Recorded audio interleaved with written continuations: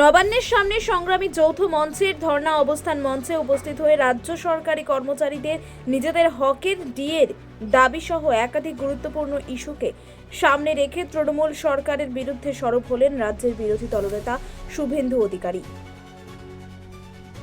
কারণ অর্থ দপ্তরে টাকা নেই, 10,000 কোটি টাকা ইয়ারলি ইনভলভমেন্ট বাড়বে। সেই রিপোর্ট 19 সালে যখন লোকসভা নির্বাচনে তৃণমূলের ভরাডুবি হলো, 18টা আসনে বিজেপি এবং 2টো আসনে কংগ্রেস জিতলো। তারপরে মমতা বন্দ্যোপাধ্যায় ভয় পেলেন, তিনি এই রিপোর্ট আংশিকভাবে কার্যকর করলেন। 2020 সালের জানুয়ারি মাসে নতুন পে স্কেল রিভিশন হলো, কিন্তু আপনারা এরিয়ার পেলেন না। পেনশনারদের যে দাবি ছিল সেই দাবি পূরণ হলো না। ক্যাজুয়াল কন্ট্রাকচুয়াল সমকাজে সমবেতন তাদের দাবি ইগনোর করা হলো। অসম্পূর্ণ কিছুটা কার্যকর হলো, তাও 19-এর লোকসভা নির্বাচনে তিনি হওয়ার কারণে বাধ্য হয়ে তিনি ওইটুকু করলেন। তারপরে একাধিকবার বিধানসভার প্ল্যানে, নবান্ন থেকে, রাস্তার মিটিং থেকে বারে বারে এই মুখ্যমন্ত্রী বলেছেন যে ডিএ কিছু হয় না, ডিএ বলে কিছু বিষয় নেই। আমি নতুন পে স্কেল দিয়েছি, তাতে ডিএ কে মার্চ করে দিয়েছি। ডিএ আমি স্বীকার করি না, ডিএ আমি দেব না।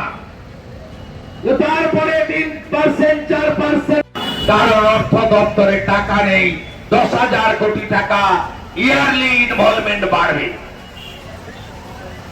সেই রিপোর্ট 19 সালে যখন লোকসভা নির্বাচনে তৃণমূলের ভরাডুবি হলো, 18টা আসনে বিজেপি এবং 2টো আসনে কংগ্রেস জিতলো। তারপরে মমতা বন্দ্যোপাধ্যায় ভয় পেলেন, তিনি এই রিপোর্ট আংশিকভাবে কার্যকর করলেন। 2020 সালের জানুয়ারি মাসে নতুন পে স্কেল রিভিশন হলো, কিন্তু আপনারা এরিয়ার পেলেন না। পেনশনারদের যে দাবি ছিল সেই দাবি পূরণ হলো না। ক্যাজুয়াল কন্ট্রাকচুয়াল সমকাজে সমবেতন তাদের দাবি ইগনোর করা হলো। অসম্পূর্ণ কিছুটা কার্যকর হলো, তাও 19-এর লোকসভা নির্বাচনে তিনি হওয়ার কারণে বাধ্য হয়ে তিনি ওইটুকু করলেন।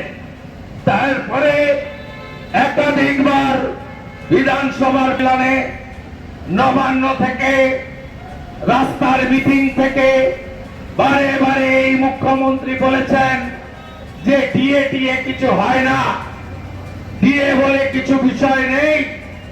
আমি নতুন পে স্কেল দিয়েছি, তাতে ডিএ কে মার্চ করে দিয়েছি। ডিএ আমি স্বীকার করি না, ডিএ আমি দেব না। তারপরে 3%, 4% তিনি করবেন না। তিনি সবাইকে ঢুকতে দেবেন, কাশ্মীরের জঙ্গিকে ঢুকতে দেবেন ক্যানিং এ, বাংলাদেশের জঙ্গিকে ঢুকতে দেবেন মুর্শিদাবাদে, কিন্তু তিনি ঢুকতে দেবেন না কাকে? শিল্পকে ঢুকতে দেবেন না পশ্চিম বাংলায়।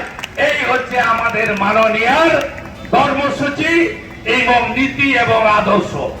এই রাজ্যের আর্থিক অবস্থা কেমন আমি শুধু 24-25-এরটাই একটু বলবো। এবছর যে অর্থবর্ষ শেষ হতে এখনো 3 মাস বাকি, কত টাকা ঋণ নিয়েছে এখন অব্দি? এই অর্থবর্ষে 91,689 কোটি টাকা ঋণ নিয়েছেন মমতা বন্দ্যোপাধ্যায় সরকার।